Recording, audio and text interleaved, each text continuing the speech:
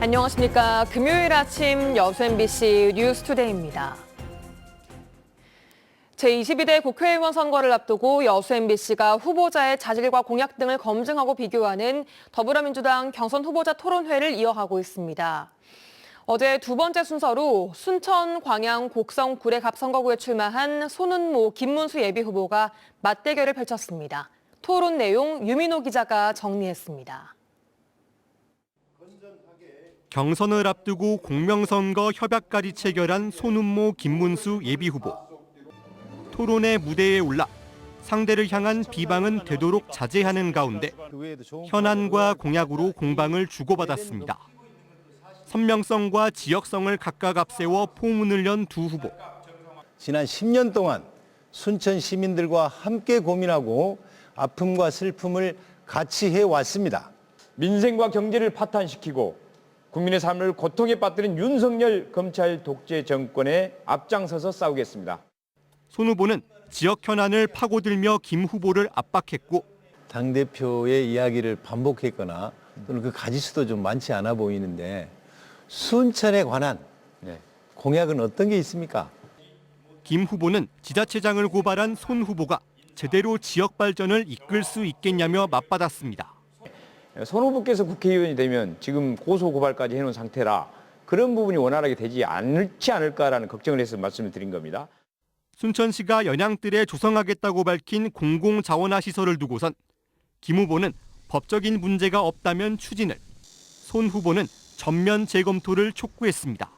법적으로, 행정적으로 그게 불가능하다라고 명령이 정확히 왔다면 진행을 할 수 없다고 생각을 하고요. 공문에 시민들의 의사를 묻는 절차를 밟으라고 했는데도 그걸 하지 않고서 본안을 제출했다고요. 두 후보 모두 정원 산업을 넘어 순천이 미래 먹거리를 찾아야 한다는 데는 공감했습니다. 손 후보는 방산 우주 산업을 유치해 청년 고용을 늘려야 한다고 공약했고 김 후보는 바이오 헬스케어 산업으로 도시 브랜드를 세계화해야 한다고 강조했습니다. 순천, 광양, 곡성, 구례갑 선거구에 이어 민주당 순천, 광양, 곡성, 구례, 을 경선 후보자 TV 토론회는 오는 12일 생방송으로 진행됩니다. MBC 뉴스 유민호입니다. 여수 을 지역구에 출마한 민주당 김회재, 조계원 두 후보가 공천권을 두고 치열한 공방을 벌이고 있는 가운데 일부 선출직 공직자들의 선거 개입이 도를 넘고 있습니다. 시도의원 7명이 중립을 지키라는 당의 지침을 정면으로 위반하며 김회재 의원을 공개적으로 지지해 논란이 커질 것으로 보입니다. 문형철 기자입니다. 여수 을지역구 시도의원들이 발표한 A4 용지 2장 분량의 호소문입니다. 여수의 미래를 위한 최고의 선택이라며 현역 국회의원인 김회재 후보를 추켜 세우는 반면 경쟁 상대인 조계원 후보에 대해서는 과거 이력을 언급하며 정치 철새라고 비판하는 내용이 담겨 있습니다. 이들은 또 SOC 사업 등이 김회재 후보의 성과라고 강조하며 김 후보에게 힘을 실어줄 것을 시민들에게 호소합니다. 시도의원들의 이 같은 행위는 당의 지침을 정면으로 위반한 겁니다. 지난달 초 민주당 중앙당이 선출직 공직자들에게 보낸 공문입니다. 특정 후보를 공개 지지해서는 안 되고 중립 의무를 준수하라고 돼 있습니다. 당내 결속을 해치고 총선 이후에도 반목과 분열 등의 후유증이 발생할 수 있기 때문입니다. 줄서기하지 말라고 지침이 내려왔기 때문에 우리는 그걸 지키는 거예요. 후보가 결정되고 나서 할 수밖에 없어요. 중립을 지키라는 당의 지침을 무시한 채 김회재 후보를 공개 지지한 시도의원은 모두 7명. 이들 가운데 일부는 SNS에도 호소문을 게시했습니다. 개인의 정치적 성향이야 어쩔 수 없지만 중요하게 지키지 않고 정부의 편을 들거나 이러면 안 되죠. 공개 지지에 참여한 시도의원들은 전남도당의 자체 지침이 전달 취소되는 과정에 혼선이 생겨 중립 의무를 정확하게 파악하지 못한 것일 뿐 당의 규정을 무시하려는 의도는 없었다고 해명했습니다. 중앙당 것의 지침을 따라라 이렇게 와야 되는데 공문이나 이런 것들은 전혀 받아본 적이 없습니다. 지난달 광주 광산구 을 선거구에서는 선출직 공직자들이 특정 후보를 지지했다는 의혹이 일면서 상대 후보가 관련 내용을 중앙당에 신고하고 윤리감찰을 요구하는 등 논란이 빚어진 바 있습니다. 중립의무 위반 여부는 중앙당 선거관리위원회가 조사하는데 지침을 위반했다고 판단할 경우 최대 자격 상실 조치까지 내릴 수 있습니다. MBC 뉴스 문형철입니다. 민주당 여수을 여성위원회가 경선 후보 토론회에서 나온 조계원 후보의 발언을 문자 삼고 사과와 사퇴를 촉구했습니다. 여수을 지역위원회 소속 여성위원들은 어제 기자회견을 열고 토론 과정에서 조계원 후보가 SRT 개통 행사에 참석한 여성들을 이쁨조로 표현했다며 조 후보의 사과와 사퇴를 요구했고 이를 받아들이지 않을 경우 조 후보를 고발하겠다고 밝혔습니다. 반면 조계원 후보는 기자회견을 통해 김회재 후보가 자신의 치적을 홍보하기 위해 여성위원들을 동원한 것을 비판한 것이라고 밝히며 김 후보의 사과를 요구했습니다. 순천, 광양, 곡성, 구례, 을 선거구에 출마한 국민의힘 이정현 후보가 어제 예비후보 등록을 마치고 광양만권 관련 공약을 발표했습니다. 이 후보는 광양에 2차 전지 특구를 조성하고 광양만권 국가산단을 수소와 디지털로 대개조하겠다고 밝혔습니다. 또 적극적인 투자 유치로 광양에 1인당 GDP 5만 달러 시대를 열겠다고 강조했습니다. 또한 이 후보는 섬진강을 낀 곡성과 구례를 전 세계가 주목하는 K문화특구로 조성해 섬진강의 기적을 만들겠다고 공약했습니다. 순천, 광양, 곡성, 구례, 갑선거구에 출마한 진보당 이성수 예비후보가 어제 공약 발표회를 열고 중입자 가속기 유치 등 지역 발전 공약을 공개했습니다. 이 후보는 중입자 가속기로 의료 서비스 거점 도시 순천을 만들겠다며 의대 유치와 지역병원 전문성 강화가 필요하다고 강조했습니다. 또 국제 생태 비엔날레를 개최해 완성형 생태도시 순천을 만들겠다고 공약했습니다. 국민의힘 김형석 예비후보도 첫 번째 공약으로 종합병원 유치와 순천대 의대 신설을 추진하겠다고 밝혔습니다. 김 후보는 어르신을 위한 공립요양병원을 설치하고 병원에서 가까운 노후 아파트를 개량해 보금자리를 제공하겠다고 설명했습니다. 올해 고흥군은 다음 달부터 녹동항 드론쇼를 9월에는 드론 UAM 엑스포를 지난해에 이어 2년째 준비하고 있습니다. 이와 관련해 고흥군은 최근 아시아 최대 규모로 부산에서 개막한 드론쇼 코리아에 참가해 올해 드론 행사를 적극 홍보하고 있습니다. 최우식 기자가 보도합니다. 부산 백스코에서 열리고 있는 2024 드론쇼 코리아는 올해로 8회째를 맞는 아시아 최대 규모의 드론 전문 전시회입니다. 드론에 대한 모든 것, 무한한 확장으로 세상을 이롭게 하다라는 주제로 세계 10개국 228개 기업이 881개 부스를 운영하고 있습니다. 국내에서는 6회 공군과 지자체, 관련 회사들이 드론으로 구현될 산업 간 융복합 사례와 최신 기술이 일상생활에 접목될 다양한 가치들을 선보이는 자리입니다. 앞으로는 섬 지역의 어떤 배송 또는 도심지의 배송을 위해서 카고 드론 쪽으로 좀 분위기가 바뀌는 경향이 있습니다. 국토부에서도 적극적으로 지원을 하고 있고요. 앞으로 이 부분에 대해서 고흥군이랑 계속해서 협력을 해 나갈 생각입니다. 드론 전시회는 드론을 중심으로 민관군, 산학연이 우리 사회 모든 분야에서 상호 협력하는 산업 생태계로 자리 잡고 있습니다.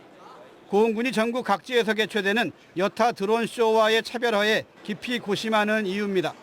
넓은 공관측지에 구축된 우수한 항공 인프라 시설을 소개하고 오는 9월경에 개최 예정인 제2회 공드론 UAM 엑스포와 4월에 시작하는 녹동항 드론쇼 홍보는 물론 무인 항공 영농 특화단지 조성에 따른 기업체 유치를 위해 고흥군은 특히 전국 최대 규모의 비행 시험 공역 등 우수한 드론 산업 인프라를 기반으로 KUAM 실증에서 상용화까지 한 곳에서 가능하다는 점을 강조하고 있습니다. 미래 전략 항공산업 집중 육성이라는 올해 고흥군의 군정 목표는 이처럼 드론 UAM 산업의 국내 시장 선점이 최우선 과제입니다. MBC 뉴스 최우식입니다. 순천시가 청년 예술인들이 꾸려나가는 문화예술 공연을 연중 진행합니다. 순천시는 시민과 관광객들의 문화예술 향유 기회 확대를 위해 청춘창고에서 지난 2일 나별의 사랑을 주제로 한 노래 공연을 시작으로 올해 말까지 매주 토요일 오후 2시 청년 예술인들이 중심이 되는 노래와 마술 등 문화예술 공연을 진행합니다. 시는 청춘창고가 연중 이루어지게 될 청년 예술 공연을 통해 창업 공간으로서뿐만 아니라 다채로운 볼거리가 있는 복합 문화 공간으로서 역할도 톡톡히 할 수 있을 것으로 예상하고 있습니다. 암 치료와 관련해 신개념 치료제가 개발됐습니다. 전남대와 광주과학기술원 공동연구팀이 나노입자와 근적외선을 이용해 암세포를 죽이는 치료제를 만든 건데요. 처음에 생긴 암 치료뿐 아니라 전이 된 암까지 치료가 가능할 것으로 기대를 모으고 있습니다. 송정근 기자입니다. 전남대학교와 광주과학기술원 연구팀이 손을 잡고 새로운 암 치료제를 개발했습니다. 나노입자와 근적외선을 이용해 암세포를 태워 없애는 치료 방법을 4년에 걸친 연구 끝에 만들어냈습니다. 광면역치료제로 불리는 이 치료제는 빛을 흡수하는 고분자와 암을 찾아가는 고분자를 조합해 만든 나노입자에 치료제를 실어 혈액에 투입한 뒤 외부에서 근적외선을 쏘면 몸 안에 투입된 나노입자와 치료제가 열을 내면서 암을 태우는 원리입니다. 발열 온도는 45도까지만 올라가 다른 세포에 피해를 주진 않습니다.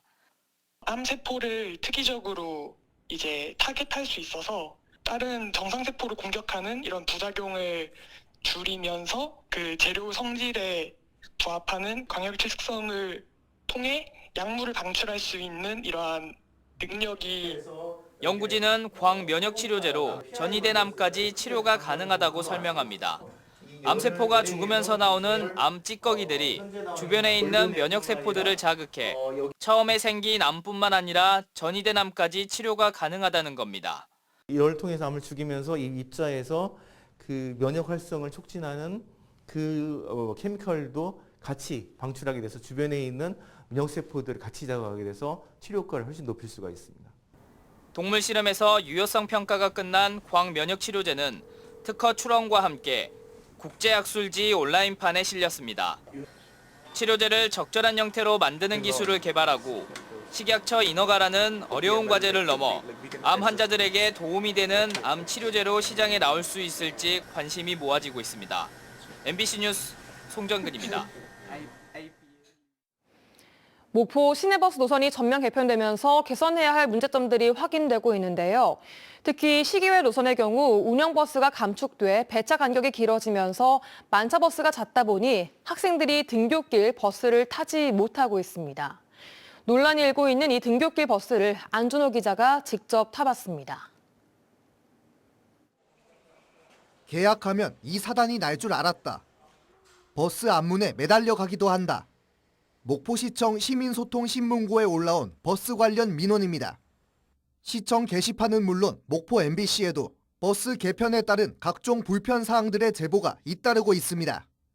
특히 수요가 몰리는 출퇴근과 등교 시간, 차량 배차 간격이 늘면서 버스에 많은 승객이 몰린다는 민원이 가장 많았습니다. 종점인 무안교통 회차지에서 잠시 휴식했다 목포로 돌아가는 200번 버스. 기존 12대로 운영되던 버스가 7대로 줄면서 10분마다 다니던 버스의 배차 간격은 25분으로 늘었습니다. 빠른 만차로 민원이 제기되고 있는 아침 시간 200번 버스를 직접 타봤습니다. 종점인 무안교통 정류장에서 취재진과 승객 1명을 태우고 출발한 버스. 몇 정류장을 지나지 않아 점점 채워지기 시작합니다.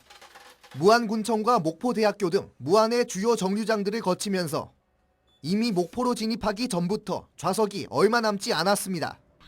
버스가 목포로 들어서고 아파트 단지 앞 학생들을 태우자 비좁은 통로까지 발 디딜 틈이 없어집니다.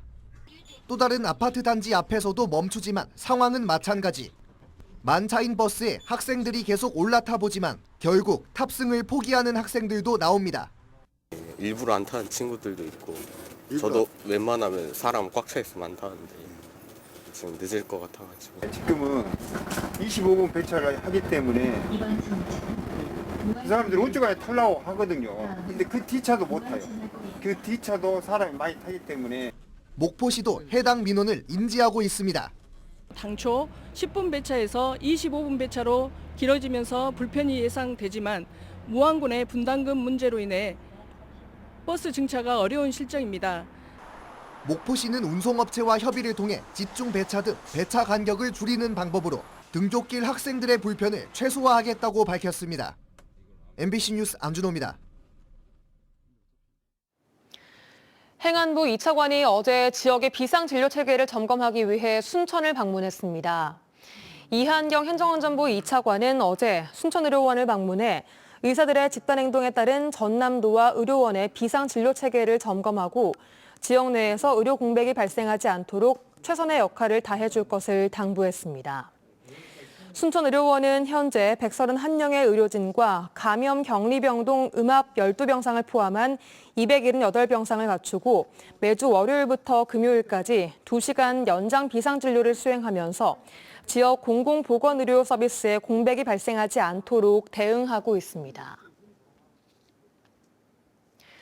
광양시가 청년 취업자 주거비를 최대 240만 원까지 지원합니다.